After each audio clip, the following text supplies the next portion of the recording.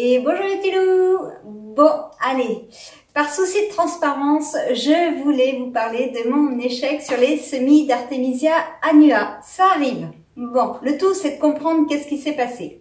Donc je vous explique tout ça. C'est parti! Au moment où je vous parle, je regarde dehors, nous sommes le 31 mars et il neige en Bretagne. Bon, eh ben, vous verriez le temps. Étonnant, hein? Étonnant. Bon, je ne sais pas comment c'est chez vous, mais bref.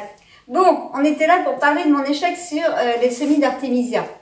Dans ma dernière vidéo, je vous expliquais en fait que pour l'Artemisia, il fallait donc de la lumière, de la chaleur et bien évidemment de l'humidité. Mes graines ont commencé à germer au bout du 4e jour à peu près. Mais juste commencé à germer. D'ailleurs à ce sujet, si au bout de 15 jours vous n'avez pas de germination, vous pouvez éventuellement attendre une semaine de plus parce qu'il y a peut-être des conditions qui ne sont pas réunies, mais il y a quand même de grandes chances que vos graines soient en train de pourrir. C'est pour ça que généralement je mets une bonne cuillère de graines dans les sachets. C'est pour vous donner une seconde, voire une 3e chance, puisqu'il y a énormément de graines dans une cuillère. La germination des graines doit se faire entre 10 et 30 degrés. Si vous êtes plutôt à 10 degrés, ça va prendre du temps. Si vous êtes à 25-30 degrés, là, dans 3, 4, 5 jours, la germination a commencé et du coup, très vite, vous allez voir les petites plantes arriver. Pour ma part, mon échec, c'est tout simple. Je suis partie faire des courses en laissant mon bac devant la baie vitrée avec, rappelez-vous dans la dernière vidéo, avec un plexi. Alors du coup, la température, elle est montée à 50 degrés sous le plexi. Forcément, comme la germination avait commencé, ça a cuit les germes. Donc voilà mon échec. Du coup, mes 3 rescapés m'ont prouvé que mes graines n'étaient pas stériles.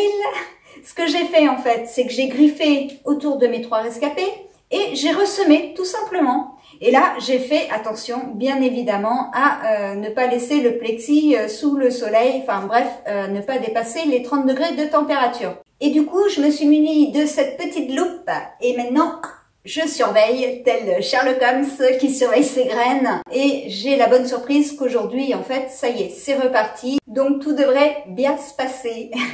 Prochaine vidéo sur l'Artemisia, je vous montrerai comment je repique les plants et dans quel pot. Si vous, de votre côté, vous rencontrez des échecs, vous n'hésitez pas à m'en parler, même en commentaire, je vous répondrai.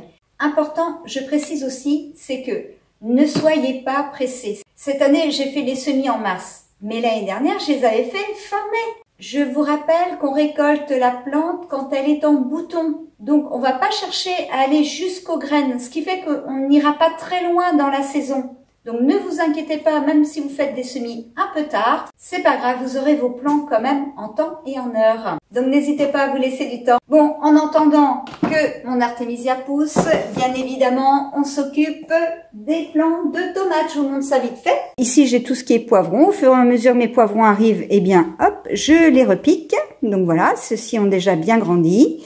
Ici, c'est les tomates et que j'ai repiqué aujourd'hui. Je vous montre, j'ai acheté hier un baie de mai.